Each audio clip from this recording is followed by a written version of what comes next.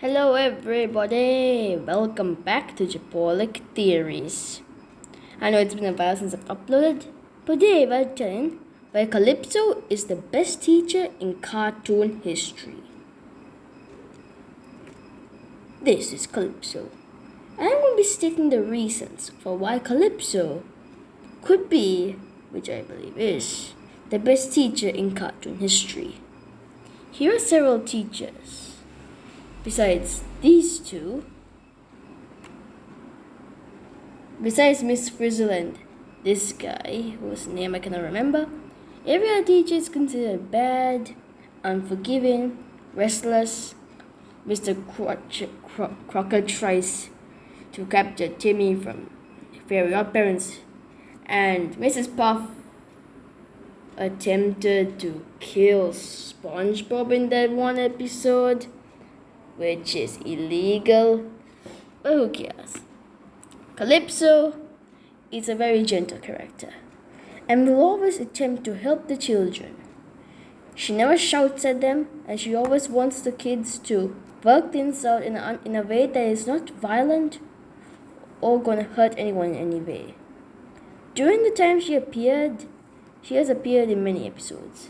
In her debut episode, Calypso, she helps Honey throughout the episode make a nice village, in the end a town, into a place for a gnome to live in, which shows her great caring nature. Early Baby is another episode where Calypso tries to make sure that it doesn't get violent, since Rusty, Bluey, Indy, and Honey are in a problem when Rusty comes in and goes, "Do you ladies sell crotchets?" Wait, did I pronounce it? I can't remember how you pronounce it. Anyway, Calypso shows a way where you're able to not sort things out by fighting, but instead by talking and discussing about it, and empathizes on the idea that every story has two parts. Mums and Dads are another episode where Calypso plays a main role. In this episode, Rusty and Indy go through something like, it's a game, it's not like a real thing, but in the game I would describe it as something like a divorce. Like, Indy's argues with Rusty for a while, and then Indy and Rusty part ways after a while, and Calypso is like, we'll see. So Calypso expected the friendship. And this episode was the reason why so many shippings exist in this world. Why? Army is another episode that really focuses on Calypso.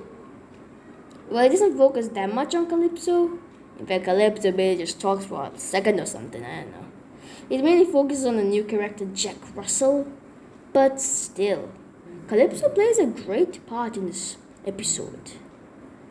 For she's the one who tells Jack to go play Rusty, because after Jack describes Calypso his problem about he can't concentrate, she sends him to Rusty, a kid who knows how to teach concentration and other qualities.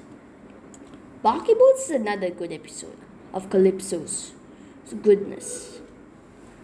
After Mia and Captain, Bluey and Mackenzie's buddies leave, Calypso has to give Bluey and Mackenzie a talk about the whole 12-year-old thing, and how life as a 12-year-old is really hard, which eventually leads to the two being happy, and when the buddies come back, they're happy and good.